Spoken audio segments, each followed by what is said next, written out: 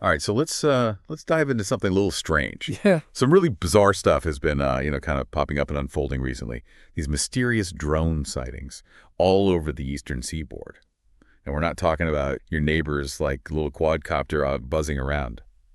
People are reporting seeing these massive drones, some the size of SUVs. Wow. Yeah, with flashing lights flying in these strange formations. It's enough to make anyone kind of wonder what in the world is going on. So what are we dealing with here? And why is everyone from just regular folks to government officials, kind of spooked out by this? Well, it's a fascinating situation for sure, because we have this convergence of eyewitness reports, official statements, and then just a whole lot of speculation, swirling around online. But getting a clear picture of what's really going on is proving to be really elusive. Yeah, totally. Let's start with those eyewitness accounts. What are people actually seeing out there, and what is it about these sightings that's so unsettling? Well, picture this. It's the middle of the night. You're looking out your window, and you see this large, dark object just hovering silently in the sky. It's too big to be a bird, way too quiet to be a plane. And it has these strange flashing lights that seem to like pulse, almost with this eerie rhythm. That's the kind of experience that many people are describing. And it's no wonder they're feeling uneasy. Yeah, it does sound pretty unnerving, especially when you consider like where these drones are being spotted. Near residential areas, military bases, even coming in from over the ocean. I mean, that's not exactly, your typical drone flight path. It feels like something out of like a spy thriller or something. Yeah, the location of these sightings definitely adds to the mystery for sure. If it were just a few isolated incidents in like remote areas, it might be easier to just dismiss. But the fact that these drones are appearing near populated areas and sensitive installations raises some serious questions about, their purpose and their origin. Right. And then there are the official explanations, or should I say like the lack thereof. Because so far, the authorities haven't exactly been forthcoming with information. Yeah. Well, that's right. We've heard everything from suggestions that these are simply manned aircraft to claims that it's related to changes in FAA regulations. But none of these explanations seem to fully account for the scale, the behavior, or the sheer strangeness of these drone sightings. And this lack of transparency is only fueling speculation and conspiracy theories. Oh, yeah, for sure. And speaking of conspiracy theories, there's one that's really kind of captured the public's imagination, even though it sounds like something right out of a Tom Clancy novel.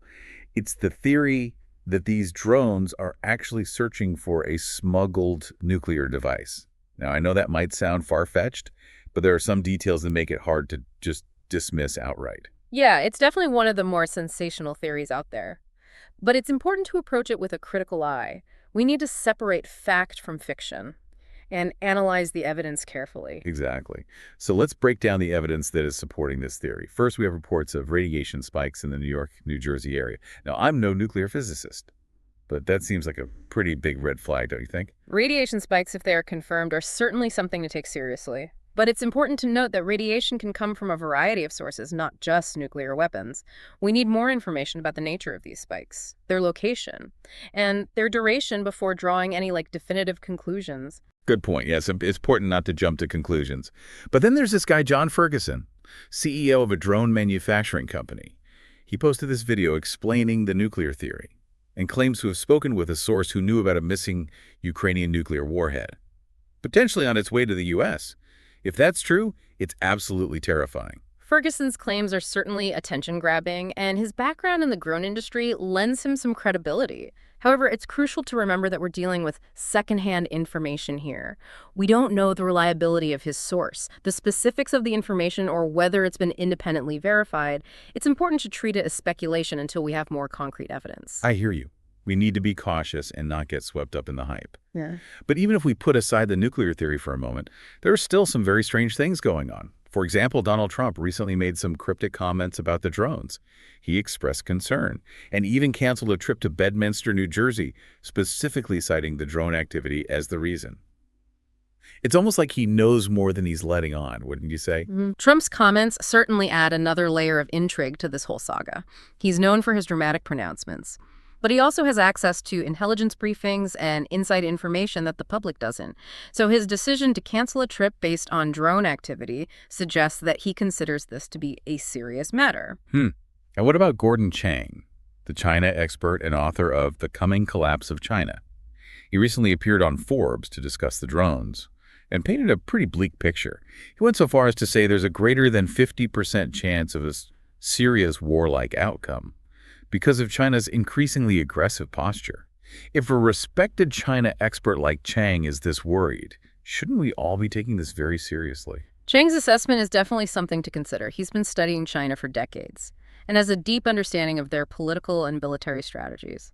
However, it's also worth noting that he's known for his hawkish views on China. His analysis tends to emphasize the potential for conflict, so it's important to balance his perspective with other viewpoints. Okay, so we've got these strange drone sightings, conflicting explanations from the authorities, a potential nuclear theory, cryptic comments from Trump, and a China expert predicting a possible war. This is one wild, deep dive so far, folks. Make sure you hit that like button and subscribe to the channel so you don't miss any of our future episodes. We've got a lot more to uncover in this drone mystery. It certainly is a complex situation with a lot of moving pieces, but let's not forget about the recent Chinese spy balloon incident. I think there are some interesting parallels here in terms of how the government has responded, or perhaps more accurately, how they haven't responded. Yeah, you're right. That whole spy balloon saga was a real wake-up call for a lot of people. I think it showed how vulnerable we might be to surveillance and intrusion from foreign powers. And it seems like we haven't really learned our lesson because the response to these drones has been equally vague and underwhelming. Exactly. In both cases, we've seen this reluctance to acknowledge the full extent of the threat. We've seen attempts to downplay the significance, offer conflicting explanations, and just avoid direct confrontation altogether. It's a pattern that's becoming increasingly concerning. It's almost like they're trying to sweep it under the rug, hoping it'll just go away on its own. But that's not a very reassuring strategy, especially when we're talking about potential threats to national security. Right. And that's where the need for individual preparedness comes in. We can't always rely on the government to protect us from every threat out there. We need to be proactive and take steps to ensure our own safety and well-being. Absolutely. And I'm not saying, go build a bunker in your backyard and start hoarding supplies. But it is wise to be aware of potential risks and have some kind of plan in place, just like our friends over at Canadian Prepper Advocate. Having some basic preparedness measures can provide a lot of peace of mind in these uncertain times. And hey, if you're interested in learning more about preparedness, drop us a comment below. We'd love to hear your thoughts on this crucial topic. Yeah, preparedness is all about being informed, empowered, and ready to adapt to changing circumstances. It's not about panicking. It's about taking sensible precautions. Right. It's about taking ownership of your safety and well-being. Yeah. Which is a message that I think resonates with a lot of people, especially in times like these. Now, let's circle back to those conflicting explanations for the drone sightings for a moment. We've heard suggestions that they're manned aircraft, that they're related to FAA regulations, but none of these explanations seem to fully account for what people are actually observing. Yeah, it's like a puzzle where the pieces don't quite fit. And that lack of a coherent narrative is what's fueling so much speculation and mistrust out there. Yeah, precisely. When the authorities are evasive, or they offer explanations that don't really hold up to scrutiny, it creates this vacuum that's quickly filled with conspiracy theories and rumors. Yeah, it's almost as if they're inadvertently creating the very conditions that allow misinformation to thrive. And in a situation like this where there's so much fear and uncertainty already, it's crucial to be really discerning about the information that we're consuming. Absolutely. We need to be critical thinkers, to evaluate sources carefully, and be wary of sensationalized headlines or claims that just lack evidence.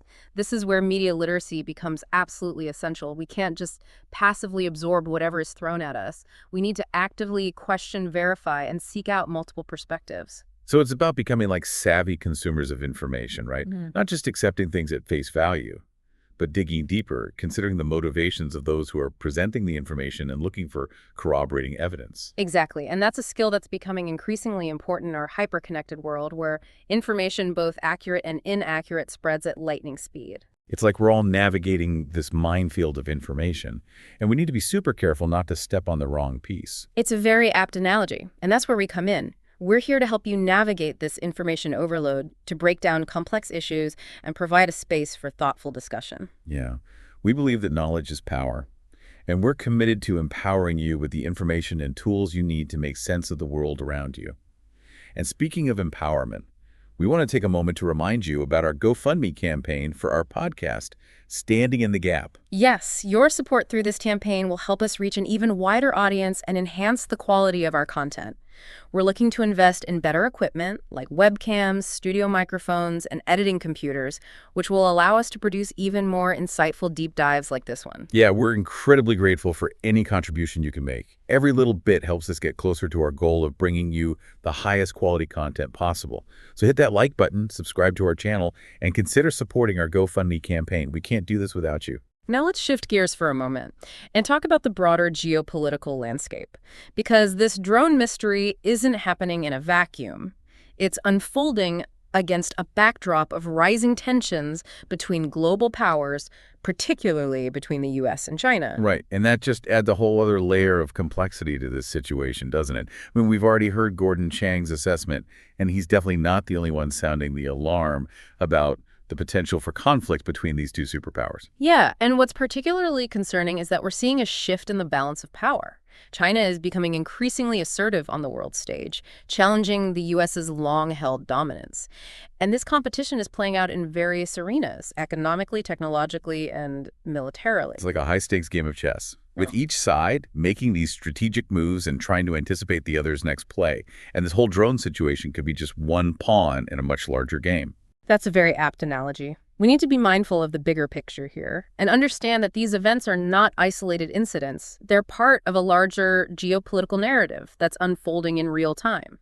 And that narrative is getting more and more intense by the day. We're seeing this rise in nationalism, a resurgence of Cold War rhetoric, and a growing distrust between nations.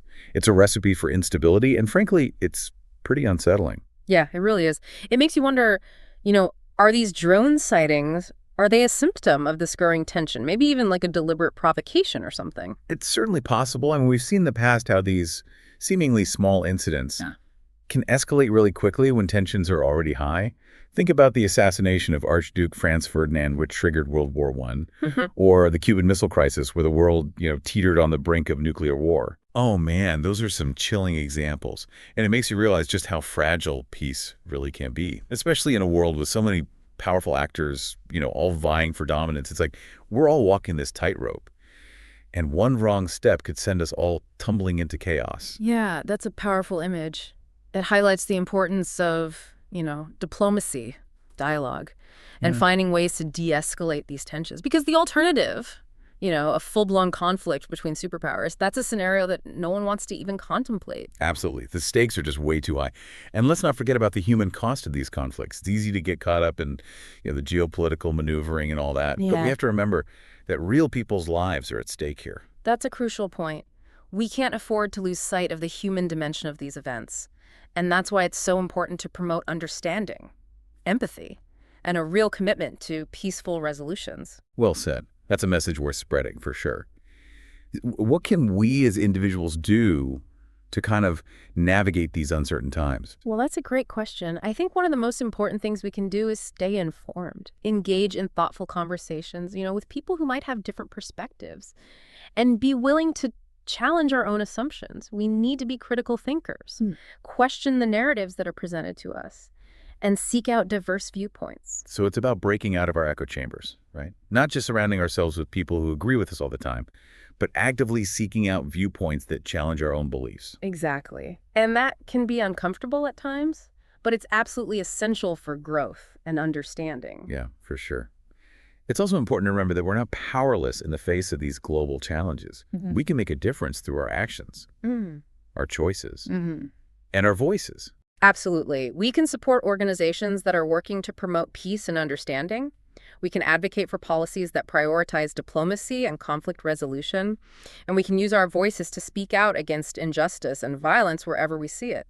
We can also support independent media outlets like ours that are committed to providing, in-depth analysis and diverse perspectives on these complex issues. And speaking of which, we want to give a huge shout out to everyone who has contributed to our GoFundMe campaign for our podcast, Standing in the Gap. Yes, your support is helping us reach a wider audience and enhance the quality of our content. We're so grateful for your generosity. We're investing in better equipment like webcams, studio microphones, and editing computers, so we can bring you even more insightful deep dives in the future. So if you haven't already, please consider donating to our campaign. Every little bit helps. Well, this has been a truly fascinating deep dive into the drone mystery. We've explored the eyewitness accounts, the conflicting explanations, the potential threats. and the broader geopolitical context. And while we may not have all the answers, we hope this conversation has given you some food for thought. We've also highlighted the importance of critical thinking, media literacy, and individual preparedness in these uncertain times. Yeah, and most importantly, we hope we've inspired you to stay curious, engaged, and hopeful about the future. Because even in the face of these daunting challenges, there's always room for optimism, action, and positive change. So keep those minds open, keep those conversations going, and keep diving deep. Until next time.